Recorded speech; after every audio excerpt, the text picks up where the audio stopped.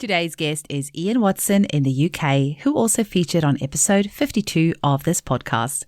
Ian offers introductory wellness workshops and in-depth facilitator training programs based on the 3 principles understanding as described by the late Sydney Banks. The principles of the program is based on the belief that everyone has innate well-being and resilience on the inside, no exceptions, and that peace of mind and well-being is the natural state of all human beings.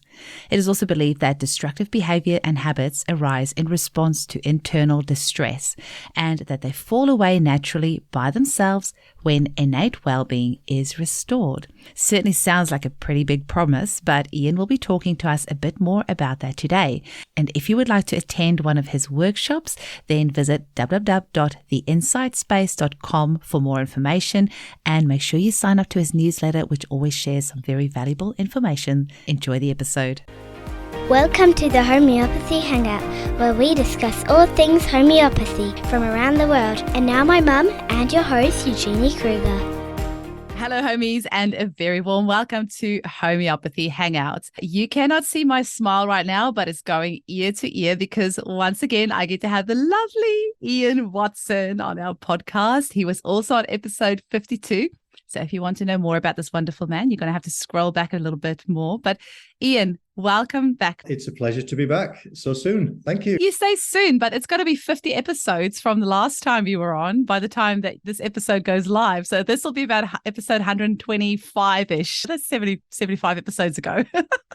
Oh, I can't keep up with you. You're moving so quickly through them. It's unbelievable. Homeopathy is vast and wonderful, and there's so much going on. I am trying to keep up. I would do a daily podcast if I had the time, but we are going to be talking about something that is very close to your heart called the 3 principles. And I've talked with other homeopaths who have done your courses and just the massive improvement that's helped them with their prescribing. So can you tell our listeners a little bit about why you've made, I wouldn't say the transition from homeopathy to UK, because you're not doing consulting anymore, but like homeopathic consulting, but tell us how you discovered the 3 principles and what the evolution was there.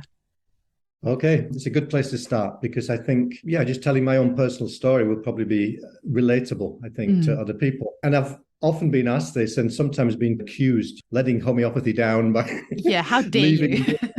Exactly, which honestly, homeopathy is still my first medicine of choice, and that hasn't changed.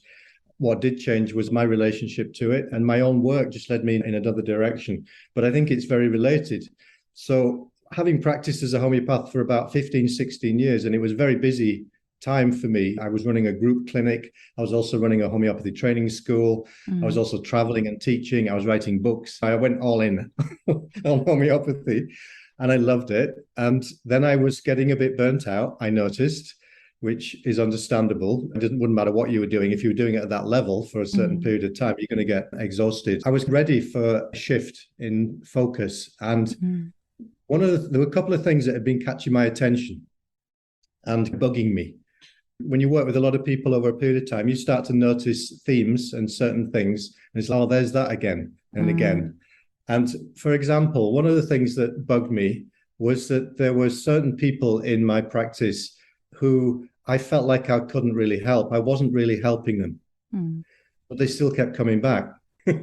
I have a couple of those. Yeah.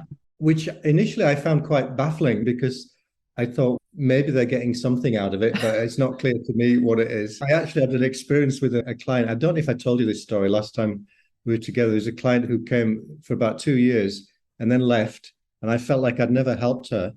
And then I was doing a bit of an audit of my practice, and I got in touch with her.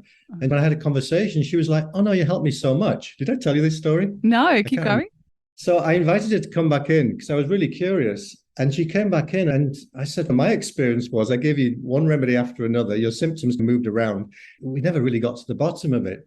And she just sat there quietly. And then she says, my experience was different. She said, I was going through a very challenging, difficult time in my life.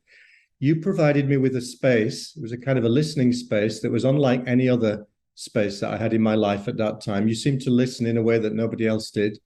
And I felt like you weren't judging me. And it was really helpful to me to use you as a sounding board to help me get clear on the direction in my life. Wow. And that was invaluable. And I'm really grateful to you for that. And I was like, oh, I hadn't really realized that that I was doing that effectively, and B, that it was having such an impact. At which point then she pulls out this carrier bag and drops it on my desk, which it had all the remedies in it that I'd prescribed for her that she'd never taken. Are you serious? I'm serious. She took the first one or two, and then after that, she didn't take them. She just put them all in this bag. Oh. And I said to her, oh my God, and I sweated blood trying to work out what some of these remedies were. I know. How dare she not take them? Exactly. Why did you keep telling me your symptoms and so that I could give you a remedy? Do you know what she said? She said, you seem to have a need to keep giving them to me. Oh, that's interesting. What a gift. Yeah, exactly. I mean, I was stunned, but I was also like, oh my God, I got such an insight from that, because I realized that I had a totally different agenda as to in terms of what I thought she needed. And she knew that she didn't need that. And she was getting what she needed over here, which was invisible to me. So this was a mind twister for me. It was like, whoa. And I obviously straight away, I thought she's probably not the only one. The chances are there are other people in my practice who the main value of them coming to me is not the prescribing part. That's not to say that's without value. And for some people, it's a huge part of the value.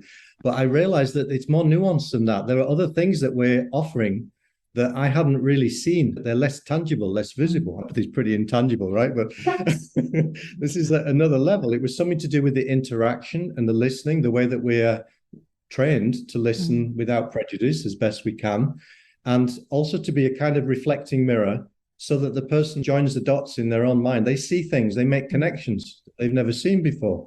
That's healing in and of itself. And I hadn't really appreciated that fully at that point. So suddenly I had eyes for that. And it opened up that possibility that this is maybe the reason why some of these people keep coming back. And I keep giving remedies. They're not really getting better, but they keep coming back. They're getting something. And in a sense, maybe just giving more remedies is missing the point. What if that was missing the point? That's what I started to explore. What if I gave myself permission to not have to find a remedy for everyone? Maybe some people, all I have to do is to connect with them in such a way that we can have a healing conversation. How would that be? And I didn't know whether that I could pull that off. It felt like an experiment, really. But I knew that it was a thread that I wanted to follow. I was curious.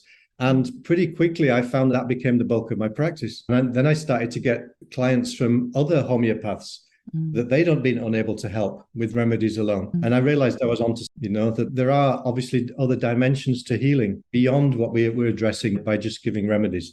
So that became my kind of pursuit. I was literally just following my interest. It didn't feel like a conscious choice that I'd made. I'm going to stop doing homeopathy and do this.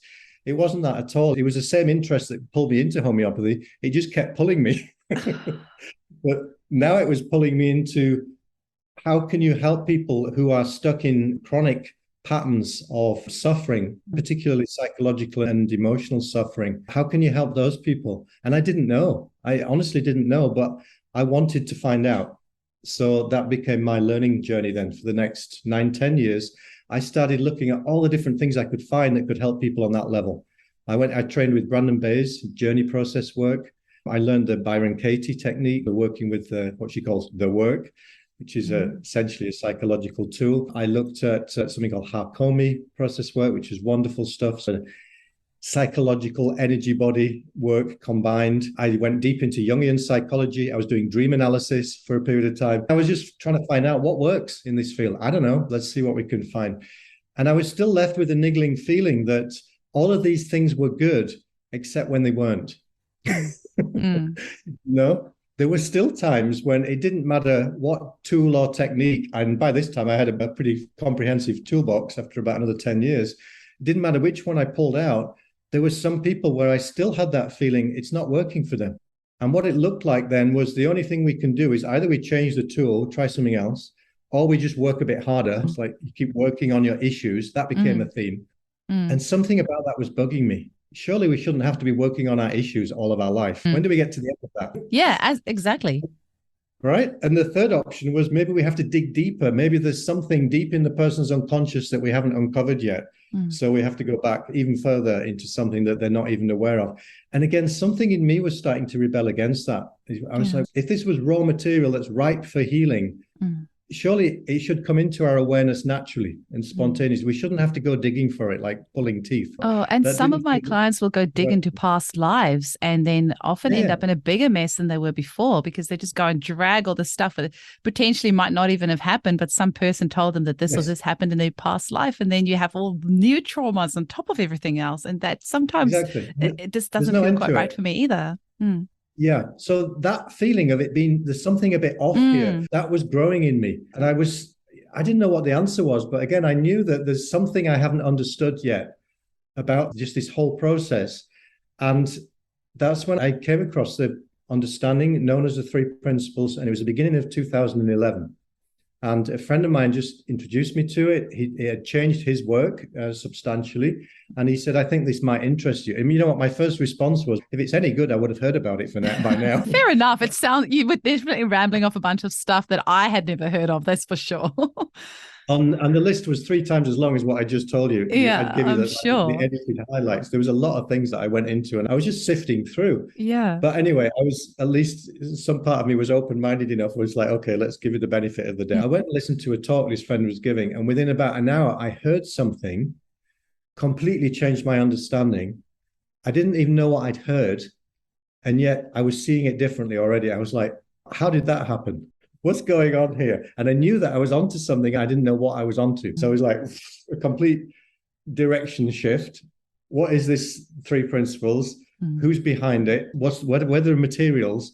Turns out there wasn't much. This is only 11, 12 years ago. There was a certain number of books, 6 books written by a chap called Sydney Banks, and which he'd completed. He died in 2009, just before I'd gotten into it. So he'd published these 6 books. He'd left a few recordings. That was it. There was virtually nothing else. Now, as we speak now, there's at least 300 booooks that I know of. Just to give you an exact, just to give you a sense of the exponential nature of how this has continued to grow and beyond his death. It's probably more than that now. And there are thousands, if not tens of thousands of people around the world who are basing their work upon this very simple understanding, because it's what people experience as the missing piece. And that's what it was for me. It was the missing piece that I didn't know what it was. But when I found it, it was like, oh yeah, this makes sense of all these other things that were puzzling me and bugging me. So what is it about it that you felt was the missing link? Okay, how long have you got? Yeah, 20 minutes. Not long enough, but we'll do our best, right? So the first thing that I heard Sydney Banks, so I'm just going to use some of the things that I picked up from him as a kind of reference, as a way into it, because it can sound a bit abstract at first flush. And I don't want it to, because you know me, I think enough to know that I'm very practical by nature. I've always been interested in what actually works, what actually helps people. And I still had that radar on when I was looking into this. It's like, it sounds good, but does it actually work? And what I immediately saw was, oh my God, not only does it work, but it helps those people that nothing else worked. That caught my attention, first of all. There were people working, for example, one of the people that I trained with, I jumped onto a training very quickly without even knowing what I was letting myself in for. And one of my trainers, he was a clinical psychologist who'd worked in the field of addictions recovery. So that was his field. That's a hard one. He was a hard one, but he was an expert in that field already as a clinical psychologist. He did that for many years, and he was getting limited success, but probably as good as his peers. And then he was introduced to the work of Sydney Banks. He basically let go of everything that he'd learned doing his PhD in psychology, literally overnight. And he started to share what he'd heard from Sydney Banks, which seemed like nothing by comparison. And the results just went off the scale. Suddenly, addictions and destructive habits were just falling away without people having to even think about it or work on them. And when people move from allopathy and they're used to a certain level of, let's say, health maintenance, they can manage their symptoms as long as they keep taking the medicine and so on. You go to a homeopath, right? They get one dose of one remedy, boom, the whole thing goes away. Do I need to keep taking it? No, you're done. That seems unbelievable, right? Yeah. That seems too good to be true at first flight. And a lot of people, they can't even go there because it seems incredible. Possibility should even exist. But as homeopaths, we get used to that, right? So what suddenly I had to get used to was, what's available through homeopathy in the health field? It's something similar is available in the psychological field. Amazing. It's just that most people don't know about it. So the first thing that I heard from Sydney Banks, what he shared was, he said, the only thing that really changes people, and he was speaking directly from his own experience, he says, is when they have an insight which shifts their level of consciousness from the inside. Yep, I completely agree with that. Definitely for myself as well. We know that, don't we? We know that absolutely. from our own experience. And coming across homeopathy, that can give people an insight. Whoa, when we suddenly catch sight of a facet of homeopathic understanding, it shifts your level of consciousness. And you can never go back. You can never go back. You just couldn't. It's irrevocable. It's like a one-time thing. And you can't go back to the place. It's like when you've seen something, you can never pretend that you didn't see it. You can't unsee it. It's not possible. That's right.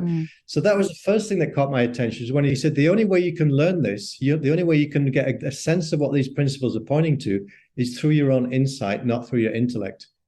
So anybody trying to get their head around it intellectually will fail, is basically what he was saying. Now, I like that. Some people hate that. I liked it because it made perfect sense to me and answered to me one of the conundrums of my practice. So one of the conundrums was, why do some people keep grinding away for years and never seem to change? No matter how hard I work, no matter how hard they work, they still seem stuck. And yet there are other people who come in, we chat for half an hour, I feel like I haven't done anything. And it's like a light bulb goes on in their mind and they go, oh, Ian, thank you so much. That was so helpful. And I'm scratching my head wondering what I did. That had always bugged me.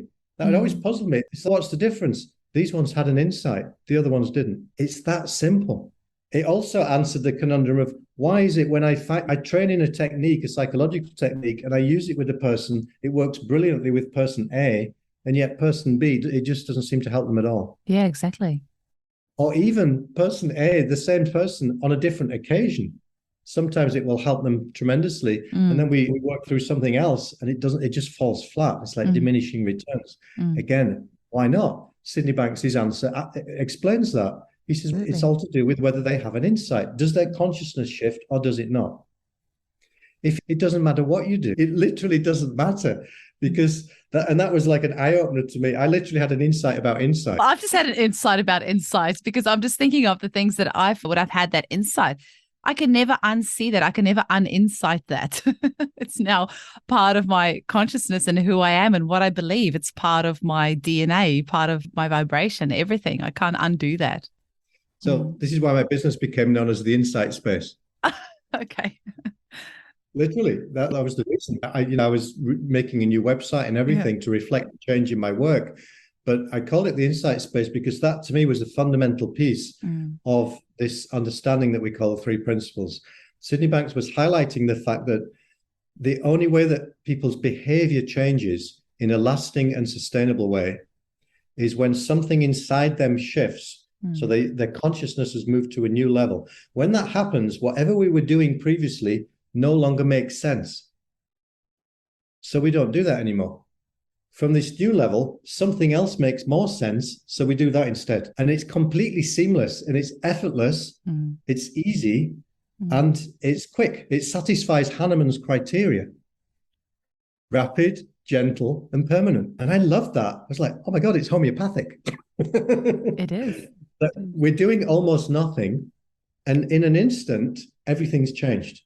So it appealed to me as a homeopath. I think I intuitively understood the potential in this probably a lot quicker than some people because of my training ground had equipped me. I was very susceptible to this message that rapid and gentle change can happen in an instant, but it can also be very deep and lasting change. That's actually possible. So that was the first thing. Now, the way that Sydney Banks came up with this, he was an ordinary guy. He was a working man. He's a welder. And so he had sparks of inspiration. Literally, yeah.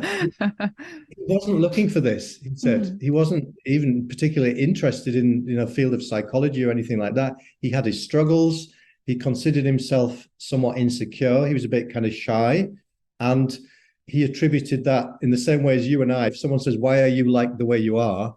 We would make up some reason, which feels true because of X happened in my childhood. He'd been adopted as a child, had probably a difficult early start in life. And then he'd been uprooted from Scotland, where he'd grown up, ended up in the west coast of Canada. It's interesting with the welding, like bringing together, like he was adopted, but welding is about bringing things together. And that is, that's only something that occurred to me recently, was that the whole art of welding has to do with, making a cohesive My dad and whole. my brother welds, they're engineers, so it Oh, that's makes very a lot of cool. sense. Yeah. But he's basically a tradesman going through his life. And then he has this series of profound insights, which completely changed him from the inside. And the change was visible, such that some of his friends didn't even recognize him. And the people that did know him started to give him a wide berth, because they were all like, what the hell's happened to Sid? Yeah. Just because it was so profound. And the first thing that he realized was that this chronic feeling of insecurity, which was so familiar to him, he suddenly had a realization. It wasn't coming from anything that had happened to him earlier in his life. Mm. That feeling was a reflection of the habitual pattern of thought that was constantly playing in the background of his own mind about what a kind of an insecure person he was. In other words, he saw that he was feeling his own thinking. He saw it in real time. Mm. And the moment he saw that, his insecurity fell away. Even while he was still having those thoughts, it didn't matter anymore, because he'd realized that's just thought. That's not me. That's not the truth of who I am. But if I believe that thinking and I identify with it, it feels like me. I become an insecure person. When I see it's just thought, I'm a totally okay person with some insecure thinking. And that's a very different experience. So this would be the equivalent of Hahnemann discovering China, the remedy. He stumbles on this thing and he decides to dose himself, and he's, oh my God, it produces all the symptoms of malaria. So he's done a very limited experiment, but it's opened the door to a much bigger possibility. Yeah, that insight. He had that insight, and that was set the scene for us still using homeopathy 240 years later, whatever. But he hadn't seen the bigger implication yet. Uh-huh. I'm guessing. Who knows? I wasn't there with him, but if I put myself in his shoes, my scientific brain would have kicked in and said, yeah, it could have been a fluke. That this one happens to produce symptoms that happen to correspond to the thing that it's historically, right? It could have been. The only way to disprove that was to test it on other things, which is the next thing that Hahnemann did. And what does he discover? It works every time. It's a principle of nature. And what did Sid do? Same thing. So he had this initial experience, but it was personal to him. And it was only giving him information about one feeling, this chronic insecurity. But it changed the way that it changed his perspective. What he started to see then was that, as my thinking changes, my feelings change with it. It's like a mirror image. I'm always feeling my own thinking. It applies to all my feelings. And when my mind clears, I'm just left with this feeling of well-being, which must be my natural state. And then as soon as some insecure thinking kicks in again, it seems to take me away from my well-being because it creates a different kind of feeling. He's like running the experiment, and he's noticing in real time what happens. Now, of course, he's got different eyeballs now. He's now looking out from a very new vantage point. What does he see? Oh, it's true for everybody else as well. Everybody's feeling their own thinking all the time, and they don't realize it. It's not just true for me. It's just how it works. And it's invisible to all of us until we see it. And the only way you can see it is through your own insight, through your own realization. So he quickly cottoned on to the fact that he couldn't just tell people about this and they would have the same experience as him. There was no power in the words. All of his talks, the first thing he says is, don't listen to my words, it won't help you. Which, of course, people are already baffled. What do you mean, don't listen to him? But he's giving a talk. But what he was pointing to was that it's an internal shift that does the work. And it's a subtle thing, but it's also something that it's very tangible in the sense that you feel the effect of it immediately when it happens. We could talk about it as an energetic shift. So he would say, listen for the feeling. And what he's really saying there is listen for the shift in your own energy. That's how you'll know that you're getting it, right? That's how you'll know that it's going in. You'll feel like an energetic shift. Again, to me, it's just like when you take a good remedy. Oh, right? Absolutely. Yeah, you can feel it in seconds. So there's so many parallels to me with how homeopathy helps people to heal, and this understanding has a similar effect on people. What he came to see was that essentially we're all okay on the inside. Everybody's always okay. And he called this innate well-being or innate mental health. He says every human being is sitting in the middle of mental health under all circumstances and at all times. They just don't know it. Now, that's what's called a paradigm shift, because that is not the understanding that the whole field of psychology has right now. and including all the things that I'd learned, many of which were relatively on the fringes or relatively alternative as far as psychology goes. I was exploring the outer edges of that. But even within all those branches, it's still generally believed that psychological health, some people have it, some people don't. Mm. And that well-being, let's say, some people have more of it, some people have less. And that it's perceived to be something that you can lose. It can be somehow eroded away. And if that happens, then you've got to work hard to get it back. You've got to do well-being practices and positive affirmations and there's all manner of things now that people do to try to get back to a feeling of well-being. What Sid Banks was saying was, no, you can't lose it. It's impossible. It's built into the fabric of life itself. Wow. All that can happen is that through a simple misunderstanding, is what he called the innocent misuse of the gift of thought. He said we innocently misuse that gift against ourselves, and it creates the illusion that we've lost our well-being. And in essence, what that's revealing is that all psychological and emotional suffering is, you could say, it's essentially dreamlike in its nature, which is to say that it feels absolutely real. Yeah. Like a dream. When you're in a dream, it feels like reality. Yeah. So that's not to discount people's suffering. When you're in it, it's real suffering.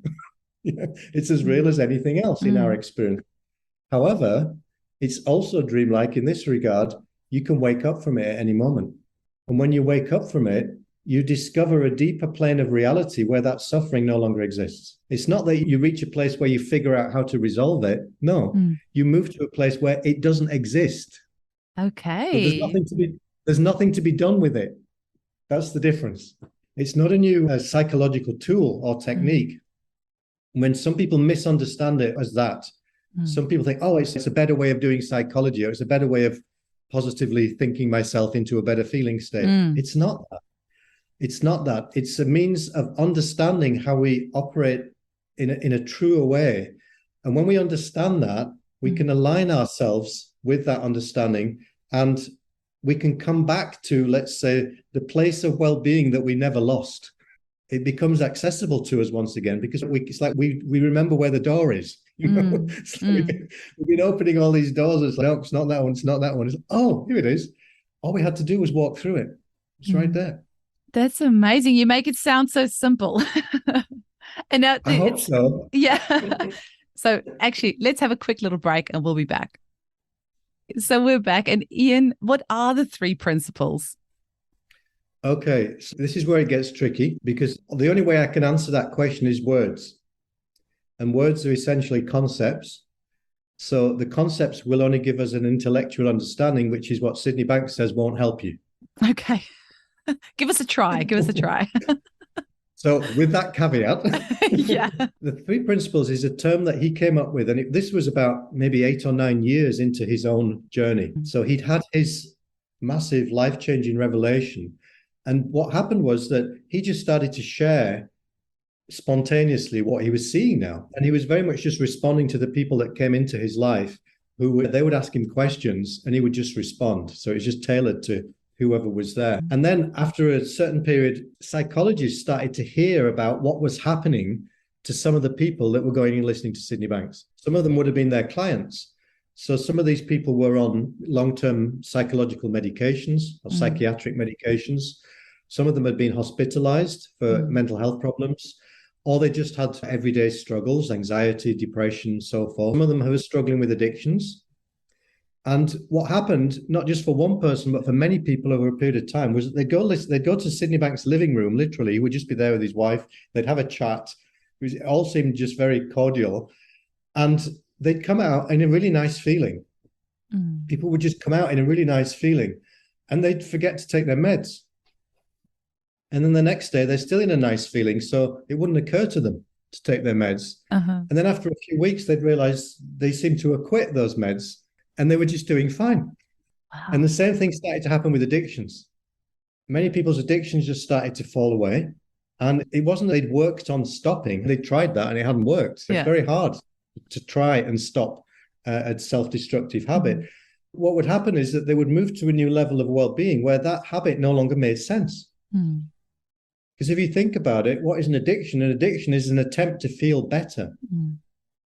Right? When you don't feel good, and this is all of us, When we don't feel good on the inside, we'll try anything to try and get to a better feeling because we know it's possible. Some people get lucky and they discover homeopathy or meditation or yoga, and that helps them feel better. Some people they don't get so lucky. They try alcohol and temporarily feel better. Whatever we try that seems to work, guess what? We do more of that. That's all that addiction is. It's an innocent attempt to feel better. Now, when a person naturally feels better because they reconnect to their innate well-being, it doesn't make sense to a person who's feeling really good to go and do drugs and alcohol to feel better.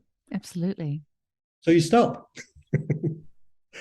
In fact, if you do that thing now from a place of well-being, it actually will make you feel worse. And that's so amazing to me. That was like a revelation to me when my teacher described this to me. He said it's incredible because the thing that people used to do to help them just to get through the day, to feel well enough to get through the day.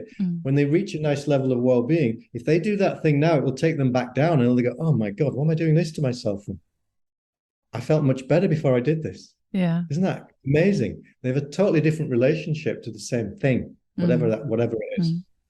So I got a little bit off track there. What was the question again? What are the 3 principles? Oh, yes. Sorry.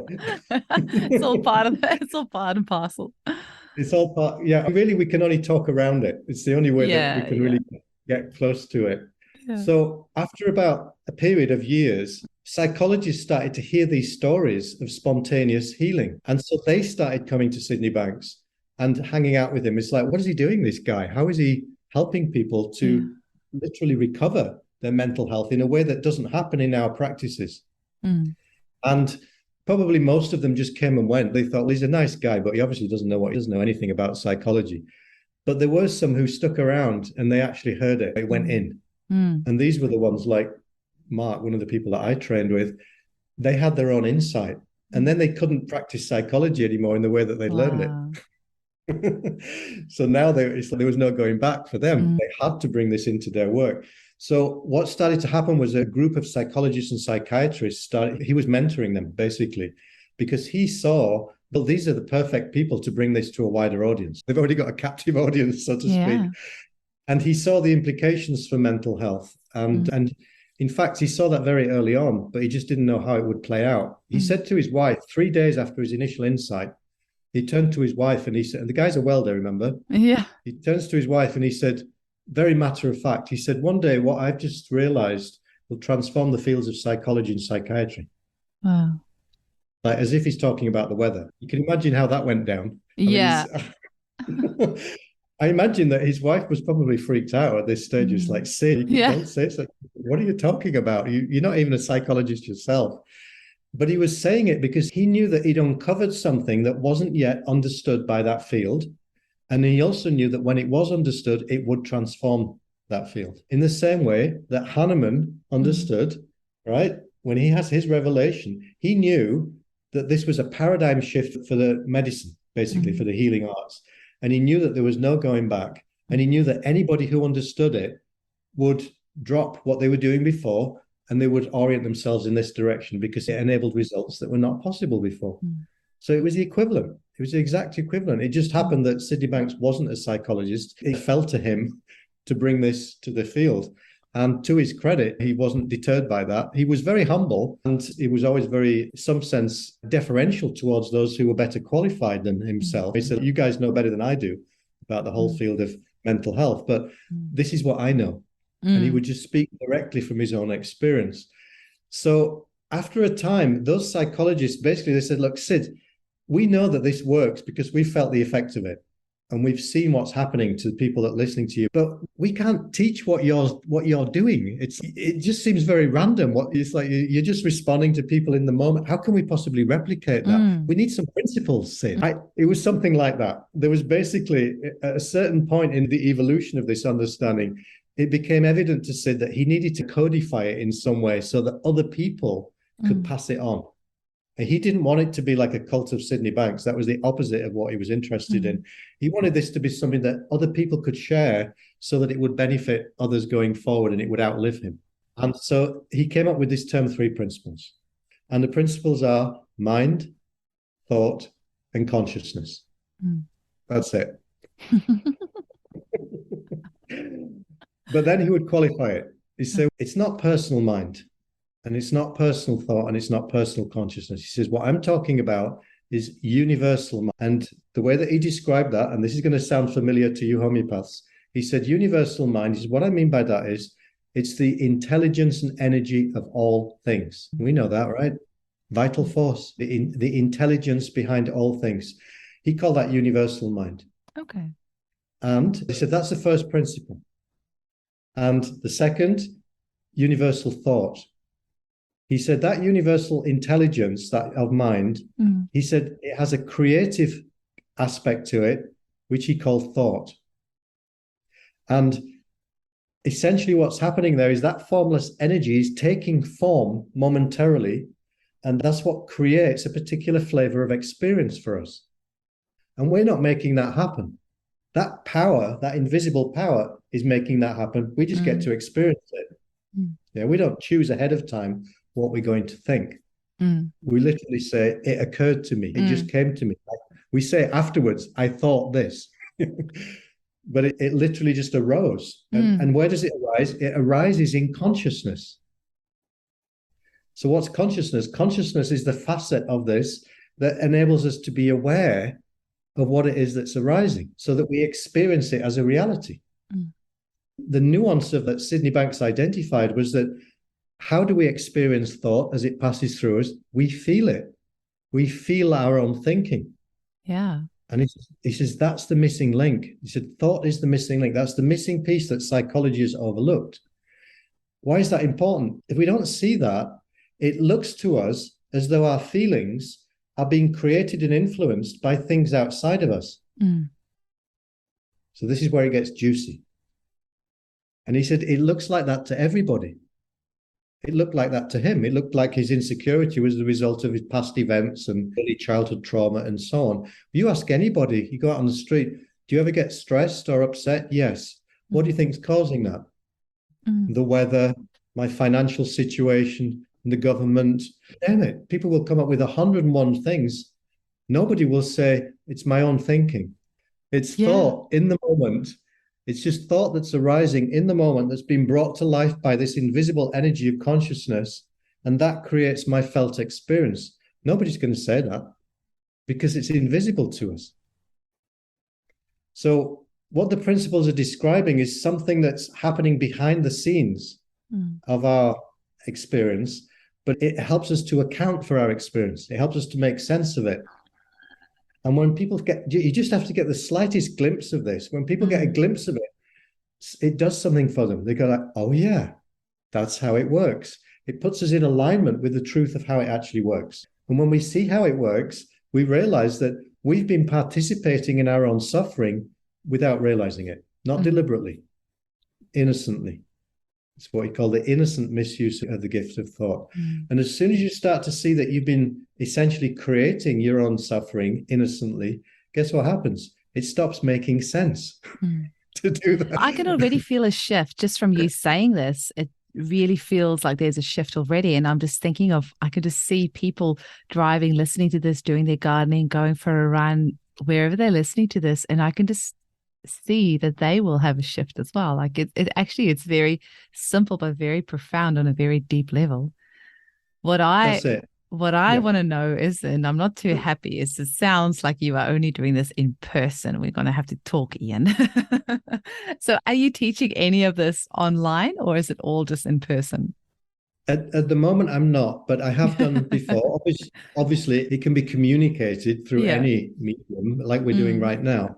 I'm just a bit in reaction to having been banned from doing live things. I hear you. Yeah. And I see you on Facebook going to some beautiful locations, and I see the photos, and everyone's got beaming smiles on their faces that they get to hang out with you in person. I'm so jealous. I'll be over that soon. Yeah, once you're over that, please do create some courses for us, because this is just absolutely incredible.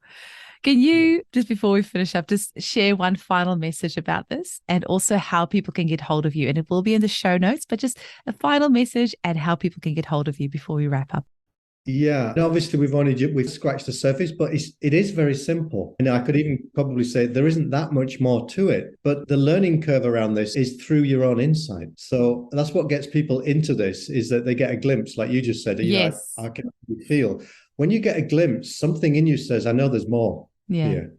I know there's more that I could see, and that's true. And so that's the kind of journey that many people embark on. And that's been my journey since I first came across this. And so as simple as it is, the depth to which we can continue to see it is seemingly infinite. There's always more to see. And that to me is the exciting part about it, is that it's something that's actually in essence very simple. And yet we can continue to see more. And the more we see, the simpler it gets. And the impact that has on people's lives is, to me, is just so profound. And it brings a sense of ease into people's lives that they didn't know was possible, or that they'd so long since, such a long time that they'd experienced, that they didn't know it was possible to come back to it. And one of the things that to me was just miraculous about this is because it's helping us to uncover our birthright, which is innate well-being, which we've never lost. It doesn't take time for people to come back to a place of health, psychological and emotional. That's the illusion. The illusion is that I bought the idea, you probably have learned this somewhere, that if you've been suffering and struggling a long time, it's probably going to take you a long time to get better, to feel well. Yeah, I took that on board. And when I believed it, it was true. What I heard Sidney Banks was saying, that's not actually how it works. It's an uncovering. And if you, it's like you're digging for buried treasure. It might take a while until you find the spot. But essentially, when you find the spot, it's right there. It doesn't take you a long time to unpack it or anything. It's right there. And it's like that with us, is that we can uncover and rediscover the well-being that we'd never lost, literally in an instant. And that's why this is, to me, it offers a possibility and a hopefulness to people, which goes way beyond what I would say people are used to expecting. So I just wanted to mention that, because to me, when you look at the state of the world right now, everybody's of the opinion that we're in a mental health crisis, that everything's getting worse, it's going downhill. And on one level, that's true. But simultaneous to that, we're being shown the door, we're being shown the way out, and it's way simpler than we thought. And to me, that's very hopeful. And that's why I spend my time now sharing this as best I can. And that's why I love speaking with you, because you always manage to see that golden edge around the cloud, or what's that say? Just that you always manage to see the good in things. So now you've got your website is theinsightspace.com. Is there anything else that you want to share with any of our listeners before we wrap up? Like just of where they can reach? Yeah, through the website, everything or through Facebook. Okay. Yeah, either one. Yeah, Excellent. Feel free to reach out. If anything in this resonates for you and you want to know more, feel free to reach out. And I'll be happy to recommend some pointers or some resources as best I can. Amazing. Ian, thank you so much with all my heart for coming back on today. And I'm excited for the possibilities for the 3 pillars. And I'm hanging out for your book. Just putting it out there, because you're an amazing author. So I'm waiting for your book to add that to the other 300 books on the 3 pillars. We want the Ian Watson version. Thank you. Yeah, and that, to me, it's a perfect complement to those of you who are practicing homeopaths. Or any kind of health professional. It just makes your own work so much easier. And it also gives you something that you can convey to your clients so that it benefits them as well. So to me, it's a win-win. You get the benefit as a practitioner. It takes the stress out of your life, but it also gives you something you can pass on to your clients. So I love sharing this with health professionals and homeopaths, because I know it's going to make their job easier and more effective. Thank you, Eugenie, so much, Ian. Thank you. I really appreciate it. Bye.